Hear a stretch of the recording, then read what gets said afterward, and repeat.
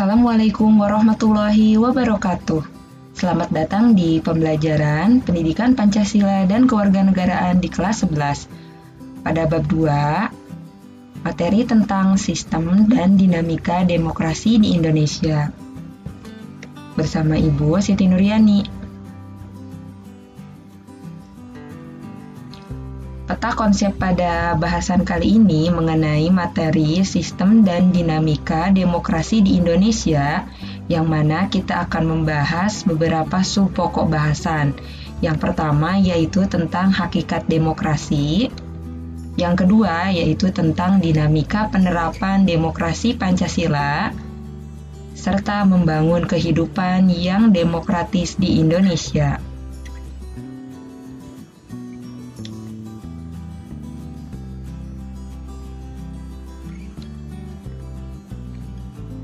Kompetensi kalian pada saat ini tentu saja semakin berkembang. Setelah mempelajari satu bab awal pada buku ini, kompetensi tersebut dapat kalian jadikan sebagai modal berharga dalam memahami materi pembelajaran pada bab berikutnya. Termasuk materi pada bab 2 ini, itu semua merupakan karunia Tuhan Yang Maha Esa yang harus disyukuri dengan cara meningkatkan kualitas belajar kalian secara terus-menerus. Pada bagian ini, kalian akan diajak untuk mendalami materi tentang sistem dan dinamika demokrasi di Indonesia. Setelah mempelajari materi ini, diharapkan kalian mampu merasakan manfaat pelaksanaan demokratisasi di negara kita. Sebagai langkah awal dalam mempelajari materi pada bab ini, coba kalian amati gambar tersebut. Nah, apa yang kalian pikirkan setelah melihat gambar tersebut? Peristiwa tersebut merupakan perwujudan dari sikap demokratis. Bagaimana sih perwujudan dari sikap demokratis tersebut? Coba kalian amati kehidupan dalam keluarga masing-masing. Apakah dalam membahas segala permasalahan, misalnya pembagian kerja, peraturan keluarga, pilihan sekolah, dilakukan melalui musyawarah? Apakah kalian diberi kebebasan untuk mengemukakan pendapat dalam musyawarah tersebut? Apabila dalam keluarga kalian senantiasa melakukan musyawarah untuk membahas suatu persoalan, apabila semua anggota keluarga diberikan kebebasan untuk mengemukakan pendapat, serta apabila anggota keluarga saling menghormati pendapat, berarti keluarga kalian telah menerapkan sikap demokratis. Demikian pula hanya di sekolah.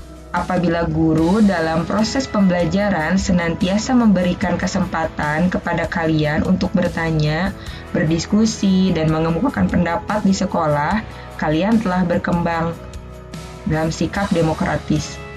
Begitu pula di lingkungan masyarakat. Apabila setiap permasalahan diselesaikan dengan musyawarah mufakat, masyarakat tersebut sudah mengembangkan sikap demokratis.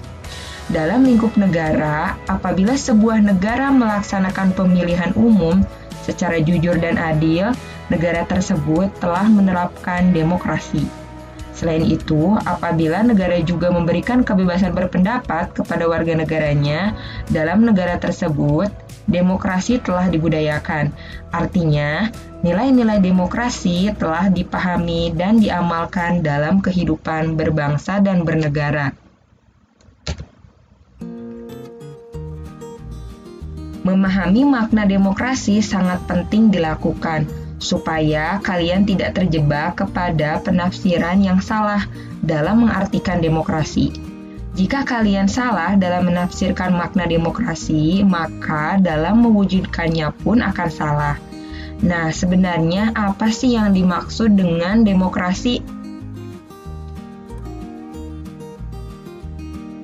Istilah demokrasi pada awalnya berasal dari wilayah Yunani kuno di abad ke-5 sebelum Masehi.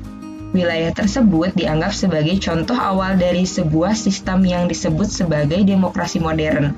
Istilah ini terus berkembang seiring berjalannya waktu, bersamaan dengan perkembangan sistem demokrasi di banyak negara. Kata demokrasi itu sendiri berasal dari dua kata dalam bahasa Yunani, yaitu demos yang berarti rakyat dan kratos atau kratein yang berarti pemerintahan, sehingga demokrasi dapat diartikan sebagai pemerintahan rakyat. Demokrasi menjadi sebuah kata kunci dalam bidang ilmu politik. Hal ini menjadi wajar, sebab demokrasi saat ini disebut-sebut sebagai indikator perkembangan politik suatu negara. Kebanyakan orang mungkin sudah terbiasa dengan istilah demokrasi, tapi tidak menutup kemungkinan masih ada yang salah dalam mempersepsikan istilah demokrasi. Bahkan tidak hanya itu, konsep demokrasi bisa saja disalahgunakan oleh para penguasa, terutama penguasa yang otoriter, untuk memperoleh dukungan rakyat agar kekuasaannya tetap langgeng. Salah satu pilar demokrasi adalah prinsip trias politika yang dikemukakan oleh Montesquieu, yaitu dengan membagi ketiga kekuasaan politik negara, legislatif, eksekutif, dan yudikatif.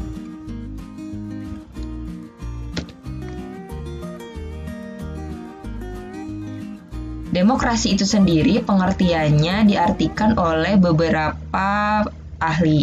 Di sini ada 3 ahli yang mengemukakan mengenai pengertian demokrasi itu sendiri. Yang pertama adalah Abraham Lincoln. Abraham Lincoln merupakan salah satu Presiden Amerika Serikat yang mana mengartikan demokrasi adalah pemerintahan dari rakyat, oleh rakyat, dan untuk rakyat. Sedangkan menurut Miriam Budiarjo, demokrasi adalah sistem organisasi politik dan sosial yang diperjuangkan oleh para pendukung yang berpengaruh.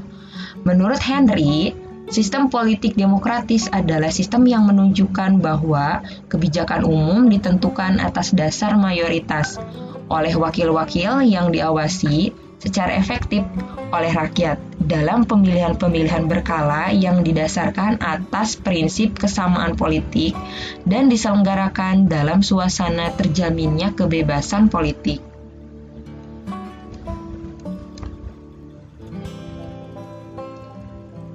Pelaksanaan demokrasi belum tentu sama di sejumlah negara. Pelaksanaan demokrasi dapat berbeda, karena suatu negara dapat memberikan isi dan makna yang berbeda dengan negara lain. Akibatnya, bentuk demokrasi pun dapat berbeda-beda. Berikut akan kita bahas klasifikasi atau pengelompokan demokrasi. Yang pertama yaitu berdasarkan penyampaian pendapatnya. Yang kedua berdasarkan titik perhatiannya. Dan yang ketiga berdasarkan ideologinya. Berdasarkan penyampaian pendapatnya, demokrasi dibagi ke dalam 2 macam, yaitu demokrasi langsung dan demokrasi perwakilan. Nah, demokrasi langsung merupakan bentuk demokrasi yang semua warga negara ikut serta secara langsung dan aktif dalam pengambilan keputusan.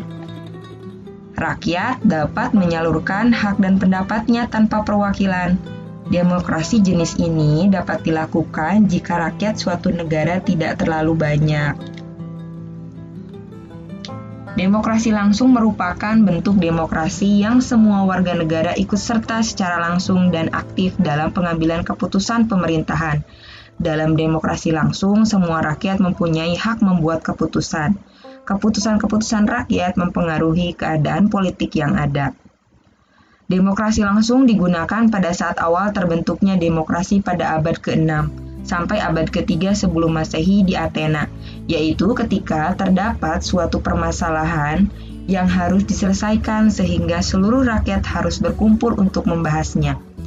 Pada era modern, demokrasi langsung menjadi tidak praktis karena jumlah penduduk suatu negara cukup besar dan sulit untuk mengumpulkan seluruh rakyat dalam satu forum. Selain itu, demokrasi langsung menuntut partisipasi tinggi dari rakyat. Sedangkan pada era modern, rakyat cenderung tidak memiliki waktu untuk mempelajari semua permasalahan politik di negara.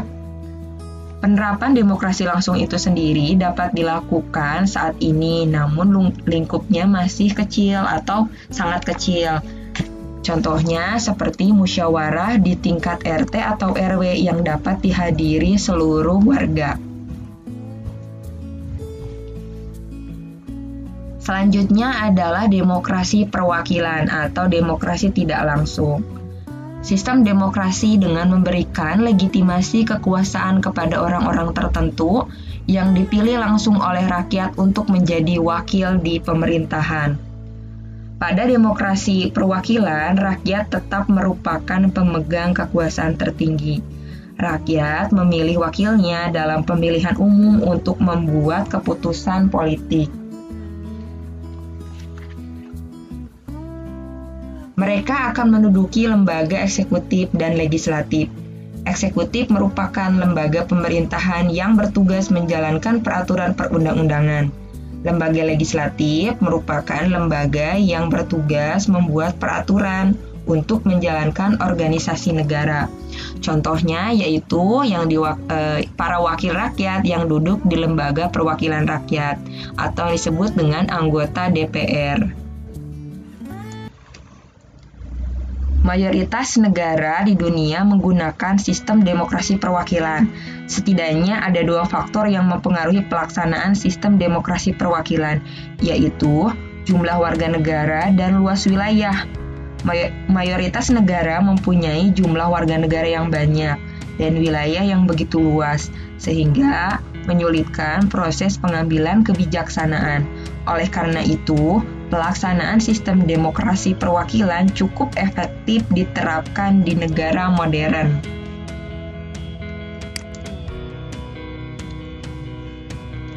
Nah, selanjutnya yaitu demokrasi berdasarkan titik perhatiannya, terbagi ke dalam 3 macam, yaitu demokrasi formal, demokrasi material, dan demokrasi campuran.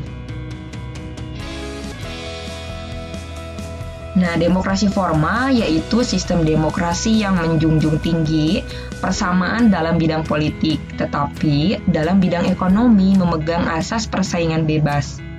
Pada demokrasi formal, individu diberikan kebebasan yang luas sehingga demokrasi ini disebut juga demokrasi liberal. Demokrasi jenis ini umumnya diterapkan di negara-negara yang berpaham liberal, contohnya seperti negara di Eropa dan di Amerika Serikat. Yang kedua yaitu demokrasi material, sistem demokrasi yang mengutamakan paham kebersamaan dan meniadakan perbedaan kelas di antara rakyatnya.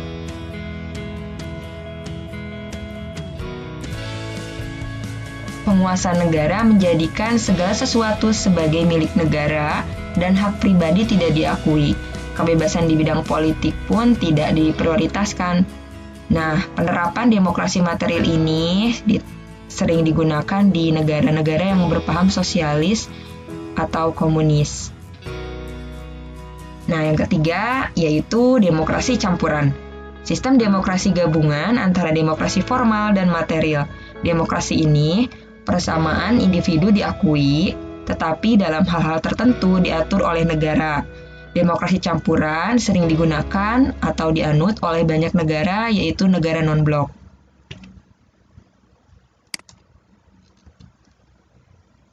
Selanjutnya, klasifikasi demokrasi berdasarkan ideologinya, terbagi ke dalam 2 macam, demokrasi rakyat dan demokrasi konstitusional. Yang pertama yaitu demokrasi rakyat atau demokrasi proletar. Demokrasi yang didasarkan pada paham Marxisme atau komunisme. Demokrasi rakyat mencita-citakan kehidupan yang tidak mengenal kelas sosial atau yang disebut dengan sama rata, sama rasa.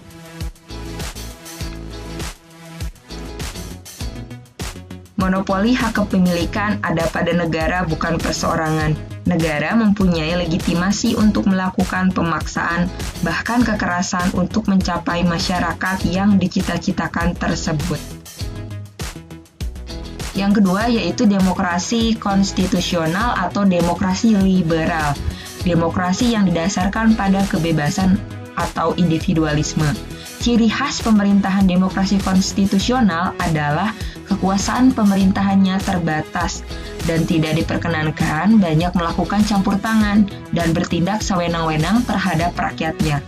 Kekuasaan pemerintah dibatasi oleh konstitusi.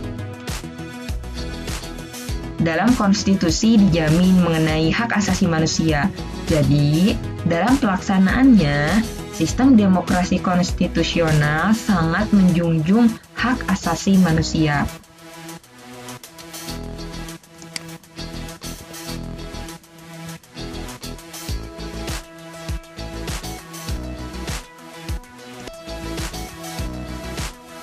Setelah memahami bentuk-bentuk demokrasi, kalian mungkin bertanya, mengapa tidak ada demokrasi Pancasila? Demokrasi Pancasila merupakan demokrasi yang hanya dilaksanakan di negara Indonesia. Sedangkan bentuk-bentuk demokrasi yang dijelaskan di depan merupakan bentuk demokrasi secara universal. Jika dikaitkan dengan bentuk demokrasi berdasarkan prinsip ideologi, demokrasi Pancasila merupakan demokrasi konstitusional dengan mekanisme kedaulatan rakyat dalam penyelenggaraan negaranya. Adapun penyelenggaraan pemerintahan berdasarkan konstitusi, yaitu Undang-Undang Dasar Negara Republik Indonesia tahun 1945. Selain itu, demokrasi Pancasila mempunyai ciri khas, yaitu kerakyatan yang dipimpin oleh hikmat, kebijaksanaan dalam permusyawaratan perwakilan. Ciri khas demokrasi Pancasila itu dimuat dalam pembukaan Undang-Undang Dasar Negara Republik Indonesia tahun 1945. Jadi, jelaslah bahwa demokrasi Pancasila yang dianut Indonesia merupakan demokrasi konstitusional.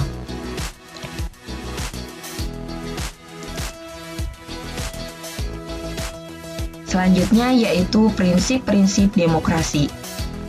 Berbicara mengenai demokrasi tidak akan terlepas dari pembicaraan tentang kekuasaan rakyat.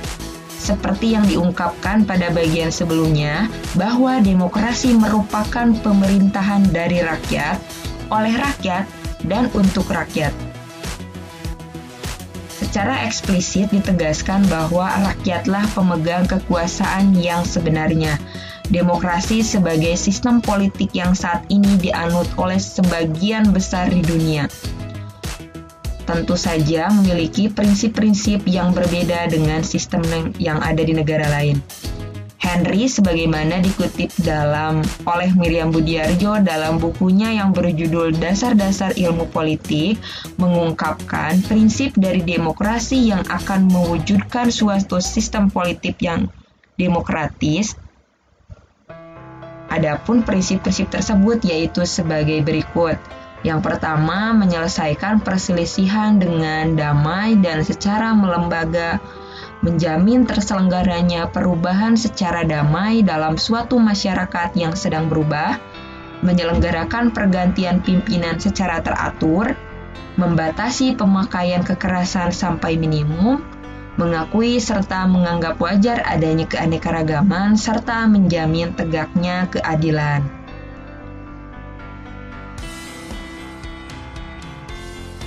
Menurut Al-Maudi, sebagaimana dikutip oleh Sri Wuryan dan Syaifullah dalam bukunya yang berjudul Ilmu Kewarganegaraan, suatu negara dapat disebut berbudaya demokrasi apabila memiliki soko guru demokrasi sebagai berikut. Yang pertama, kedaulatan rakyat.